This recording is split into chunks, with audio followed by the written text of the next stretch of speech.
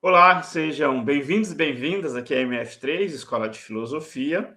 Mais aqui uma entrevista de religiões e filosofias de vida à margem. Hoje, Quimbanda com a líder religiosa Jenny Joya. Seja bem-vinda, Jenny. Boa tarde, tudo bem? E já começo agradecendo a sua disponibilidade, o seu interesse. Sou muito grato por esta sua colaboração. Eu passo agora a explicar, como eu tenho feito, o contexto destas conversas. E, literalmente, eu vou quase que ler um disclaimer inicialmente. O contexto da entrevista situa-se a partir da ciência das religiões, como um campo científico que investiga os fenômenos religiosos e de filosofia de vida.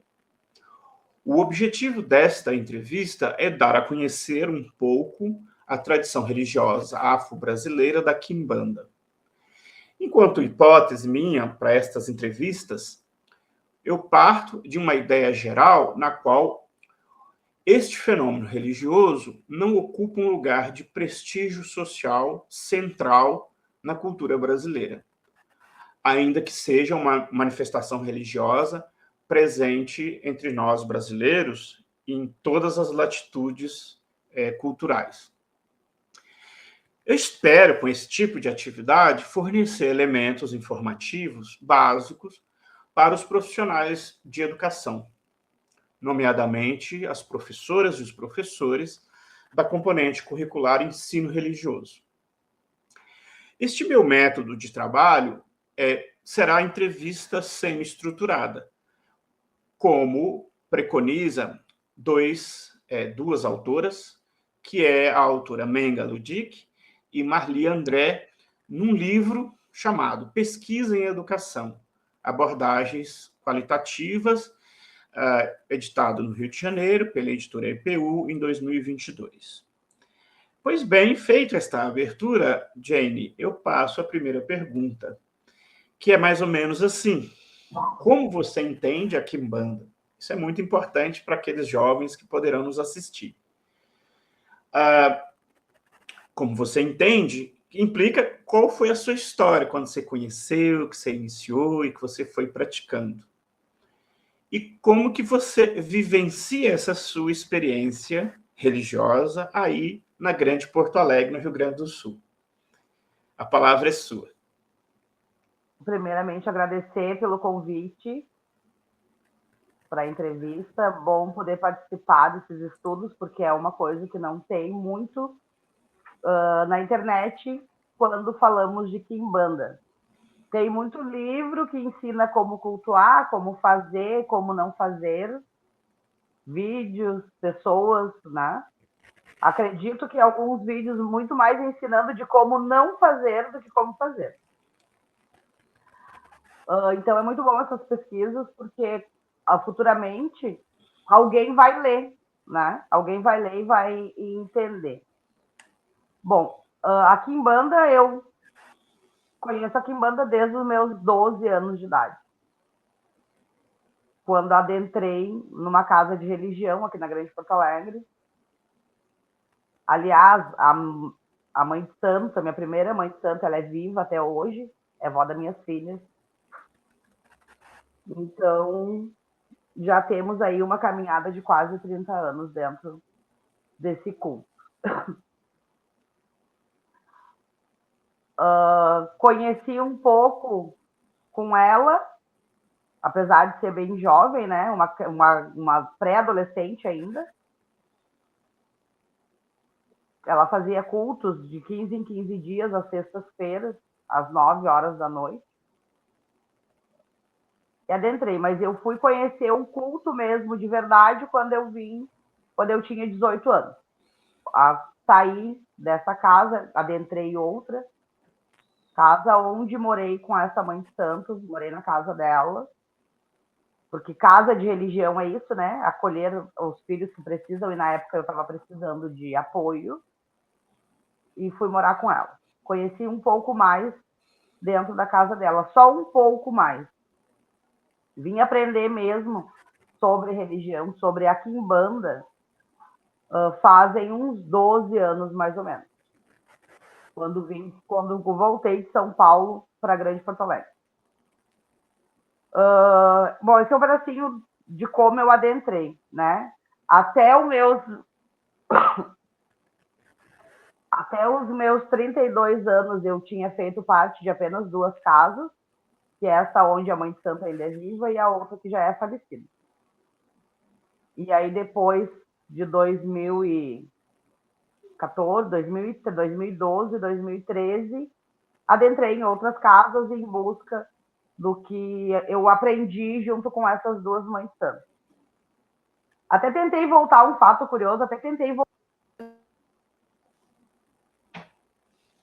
não consegui, devido ao fato de que acredito eu que nós temos todo mundo, a nossa vida é feita de ciclos, né? Então tentei voltar para a primeira casa porque eu tinha perdido. Teve um pequeno corte para mim. Você fala um fato curioso e aí quando você começa a dizê-lo, teve um pequeno corte. Tá, eu falo de novo. Isso, pode falar de novo. Um fato curioso, até os meus 32 anos, até os meus 32 anos, eu fiz parte apenas de 2 casas.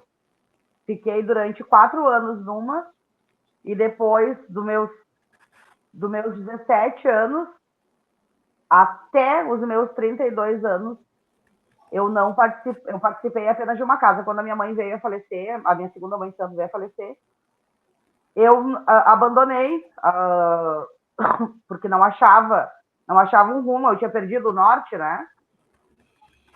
Então não adentrei em casa nenhuma, mas continuei dando seguimento ao culto que ela me ensinou.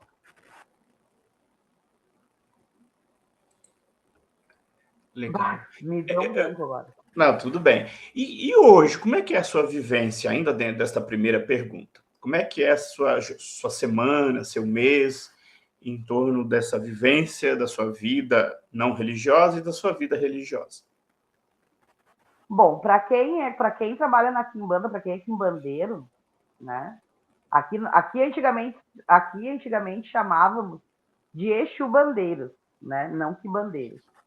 A quimbanda ela ganhou força e ganhou nome, acredito eu, de uns 15 anos para cá, 15, 20 anos, porque na época que eu era adolescente, nós não falávamos em quimbanda, ouvia-se falar muito em Exu e Pombagira.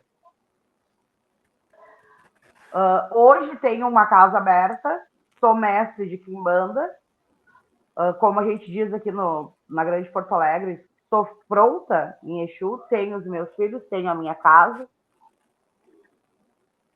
Há um tempo já venho trabalhando dentro da religião, atendendo alguns clientes que procuram ajuda espiritual dentro desse culto. Dou mentorias também. Ajudo algumas pessoas aí. Então é importante as pessoas saberem que a quimbanda ela é um culto, ela pode ser um culto somente ela. Eu tô nervosa. Tudo bem. Tudo bem. Você já está perfeitamente nos dizendo a dinâmica, o seu trabalho de atendimento das pessoas que te procuram. Quer dizer, a sua vivência na espiritualidade, nesta espiritualidade se dá desta forma.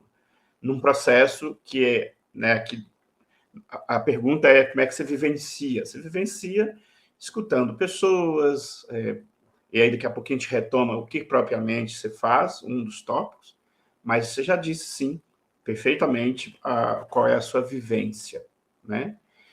E é um negócio que está muito entranhado no seu viver desde muito jovem, ainda que há variações, mas a vivência sua sempre foi uma vivência sem uma desconexão, quer dizer, você sempre esteve conectada à tradição desde os seus 12 anos, né? E parece muito um tempo, a experiência, o tempo da experiência ele tem uma pequena variação, então no momento que você ficou um pouco desligada, mas não desligada do fenômeno com você você continuou lidando com ele, A gente fala muito disso, né? O tempo das coisas.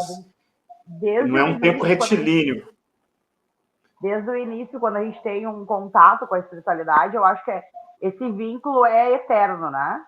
Eu acho que ele termina só depois que o corpo faz o desencarne. Sim. Então, devido a isso, hoje em dia, a gente realiza aqui na casa, né? Sessões de mês em mês, a cada 30 dias. Já tive a casa com vários filhos. Hoje eu optei por não mais ter filhos. Eu tenho 2 filhas que são minhas filhas carnais e minhas filhas religiosas, que seguem o mesmo caminho que o meu. Realizamos trabalhos, fazemos trabalhos coletivos, fazemos atendimento ao cliente, e não é um comércio, não vendo, não tenho. Se forem procurar nas redes sociais, não faço muita divulgação da minha casa, porque a minha intuição dentro, não é intuição, a minha, como é que fugiu a palavra agora? A minha missão dentro da religião não é essa, né? Não é vender a espiritualidade, não é vender a religiosidade, e sim ajudar as pessoas que precisam dentro do culto, para quem precisa de uma orientação, alguma coisa do tipo. Muito bem. Posso passar, então, já a segunda, que é a seguinte. Pode. A pergunta de número 2 é: como você, enquanto mulher, exerce a sua função de liderança dentro da Quimbanda? Como você mesma percebe o papel da mulher dentro dessa tradição religiosa? Você enfrentou algum desafio específico por ser mulher e quimbandista, ou o outro nome que você mencionou, que agora eu esqueci? Que bandeira? Quimbandeira. Não, Exu... Exu Bandeira. Exu Bandeira, isso. É que era outro nome. Bom, preconceito por ser mulher, não, porque eu acho que eu já vivo uma época onde o machismo não governa tanto, né? E dentro da Quimbanda existem muito mais homens mestres do que mulheres. O único desafio mesmo, o único preconceito, eu acho que todo quimbandeiro ele passa é porque eles acham, as pessoas acreditam que nós Tudo bem. Ainda não está vindo. Espera lá, o som sumiu. O som sumiu. Está muito baixinho, acho que você tem que pôr. Não, está baixinho ainda. Voltou? Agora sim, voltou. O fone caiu no ouvido. Sim. Acho que pegou essa parte, né? Ficou um pouco mais baixo o som, será por quê? Como mulher, não enfrentei desafio nenhum, tá? Mas como quibandeira, como mestre, como dirigente de uma casa religiosa, sim. Sofri alguns preconceitos dentro mesmo da nossa cultura religiosa, aonde pessoas acham que quem tem somente terreira de Umbanda e Quimbanda não serve para cuidar de pessoas. Tanto quanto um pai e mãe santo que tem o nosso tradicional batuque, aonde orixá é quem governa as nossas vidas. Enfim, mas sempre tirei de letra, levantei a minha casa sozinha, os meus filhos vieram antes de eu ser mestre, as pessoas já me procuravam, eu já fazia atendimento, já ajudava as pessoas por aí afora. E o único preconceito que eu sofri foi com os meus próprios irmãos da mesma fé. Então, não tive muito desafio. Perfeito. Eu passo a terceira questão, que como que a Quimbanda, né, especialmente que é uma tradição que envolve comunicação com entidades como o Exu e Pombagira,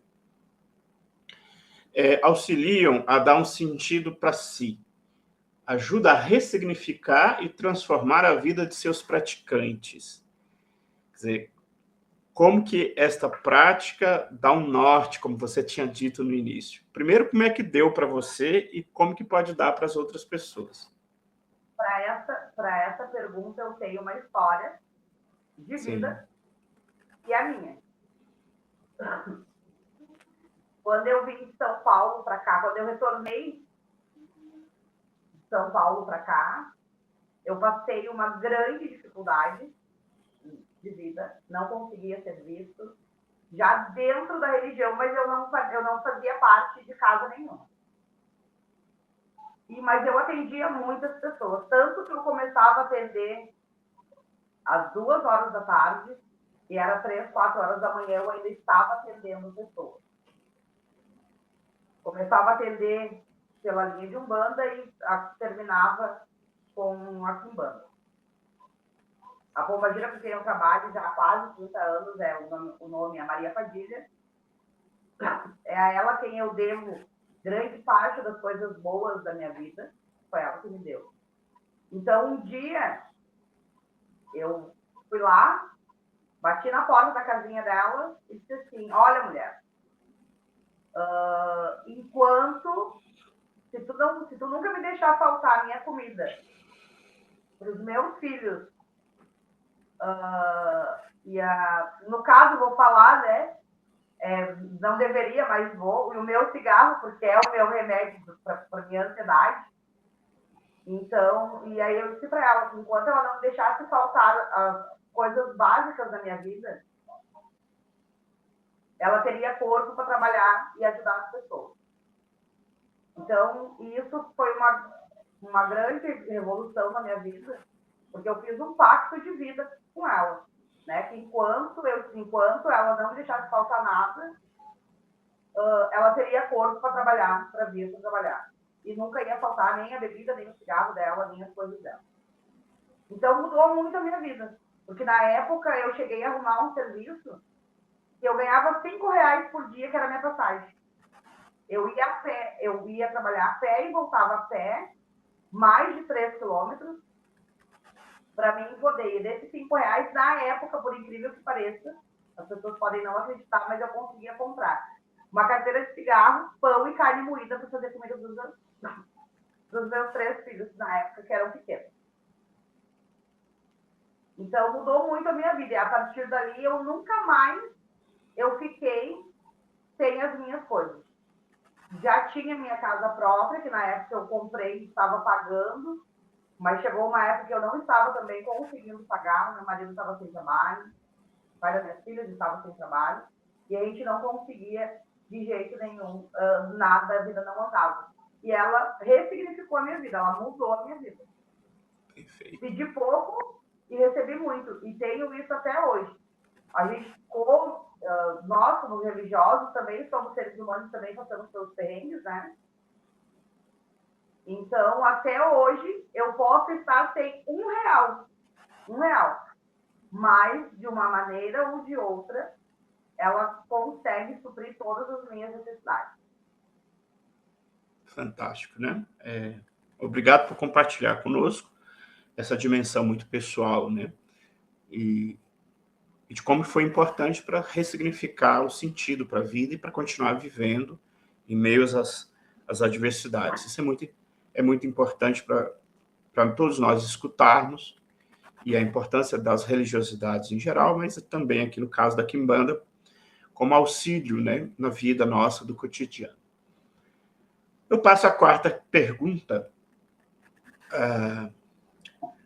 Existe uma tradição, que não é só desta aqui que nós estamos falando, que existem tradições que lidam com a ideia do sangue de um modo muito particular. Quando nós conversávamos antes, eu até lembrava você de que eu nasci na roça, em Minas Gerais, e na época nós não comprávamos as carnes no açougue.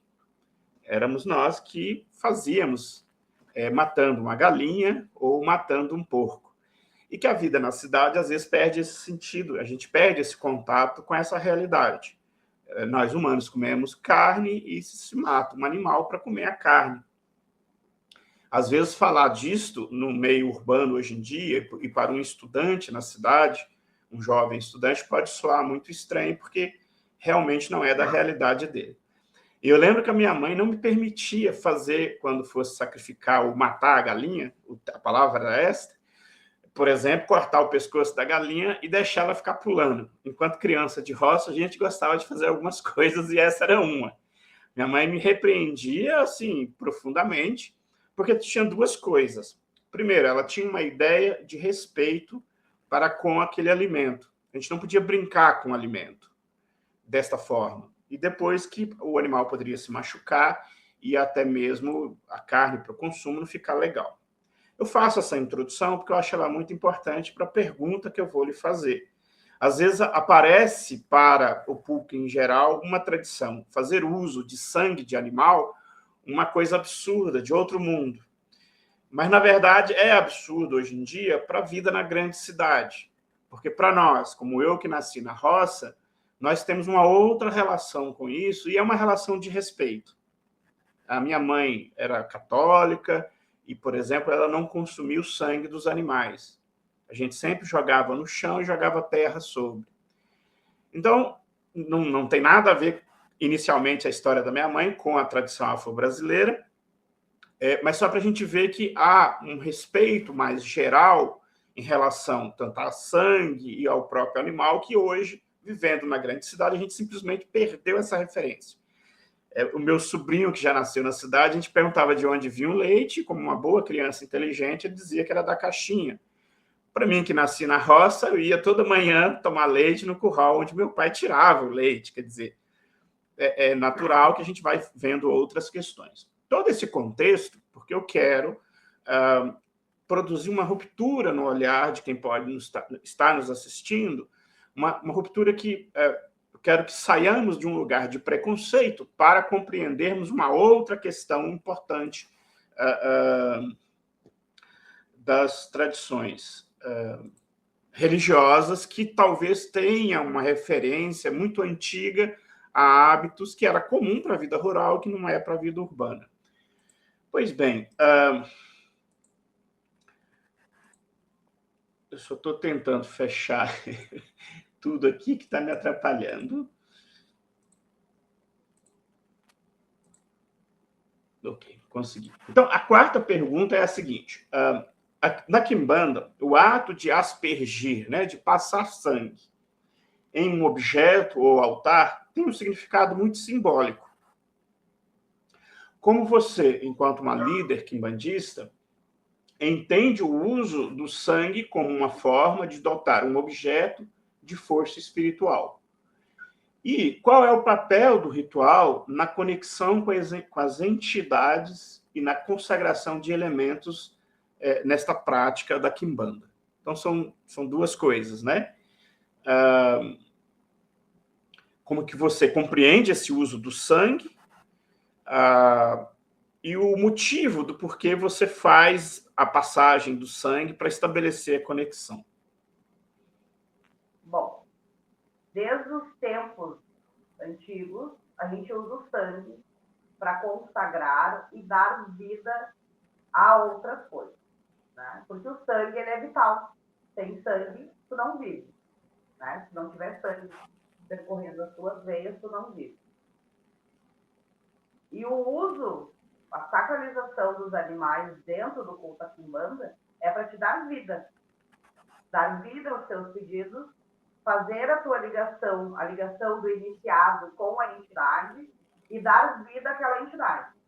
Porque se fala muito da quimbanda também junto com a ancestralidade, né? São nossos ancestrais, e na realidade são mesmo, né? Vamos buscar um contexto aí acadêmico, nós cultuamos nossos ancestrais. E a sacralização nada mais é do que isso, dar vida a algo que tu estás cultuando, né? A gente faz o uso de animais domésticos, não. Apesar que algumas pessoas criam galinhas como parte da família, né? A gente vê nos vídeos aí afora. Mas o uso do sangue, ou Menga, como eles chamam, saídos do Rio Grande do Sul, né? Aqui nós chamamos de Achorô. Então, é para isso, é para fazer a ligação do iniciado com a entidade e dar vida a algo novo, né? Nesse contexto, e também para dar força vital para os pedidos, para fazer a ligação, está alimentando algo para que aquilo possa te conceder favores, vamos dizer assim, dependendo do teu merecimento. Tá? Então, acho que o que mais explica o uso da sacralização dentro do culto, né, de magia é isso. É dar vida à vida. É tu trazer a forma, está dando algo vital para uma entidade, então tu está trazendo aquilo ali à vida. Está dando força, está dando vida. E o sangue, ele não é só de animal. Porque temos outro sangue também. Na Umbanda, nós não fazemos sacralizações. Mas, porém, nós usamos o sangue das plantas. Porque a planta também é um ser vivo. Perfeito.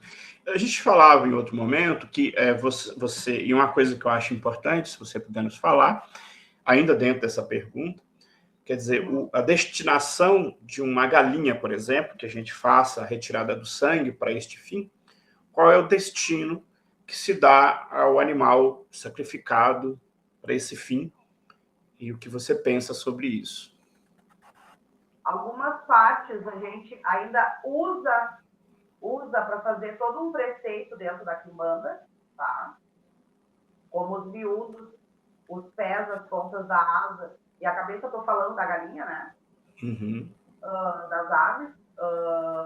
E o restante da carne, nas nossas festividades, a gente usa para dar para o povo como se alimentar. Dá várias formas de fazer dentro do culto da quimbanda. A prática mais usada é alguns animais assados e outros enfarofados, cozidos e enfarofados. Então, o destino é esse, é alimentar. Quando existe algum outro propósito, quando tem muito bicho, eu mesma já tive vários preceitos, aonde doei para os meus vizinhos com mais necessidade, com menos condições, né? Então já é uma tradição.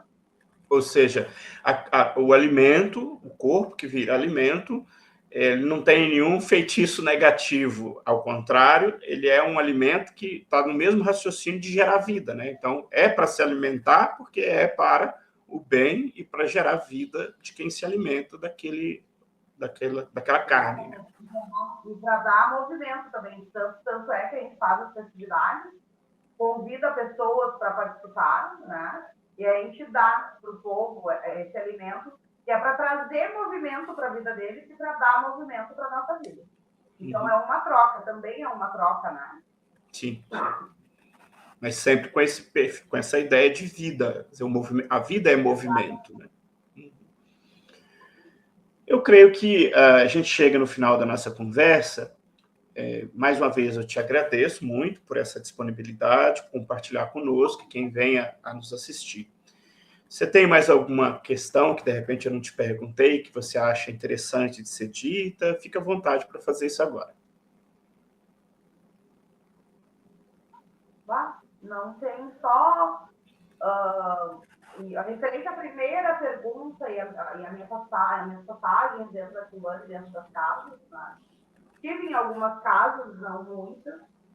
Hoje sou filha do Frater Pirita Ayala, aonde ele tem quase todos os cultos dentro da casa dele, um ótimo pai de santo. E hoje é ele quem me co-governa, né? Porque quem governa a gente mesmo são as entidades, dentro, religiosamente, principalmente. Da minha espiritualidade, hoje, quem cuida é ele. E só para deixar para não ficar no ar, e hoje ela está em casa, em que lugar, Alguém. Então, eu tenho, sim, eu tenho um dirigente espiritual, eu tenho um mentor espiritual, que é o meu pai de santo hoje. Fantástico. Enfim, a gente se despede aqui, te agradeço muito. Depois eu vou colocar, se você quiser, algum tipo de forma de te encontrar nas redes sociais, na descrição do vídeo, para quem quiser conversar contigo, tá bom? Obrigado. Muito obrigada pela oportunidade de poder falar. E que o teu canal cresça, que a tua pesquisa cresça e sirva, né, de auxílio aí para muitas pessoas. Perfeito.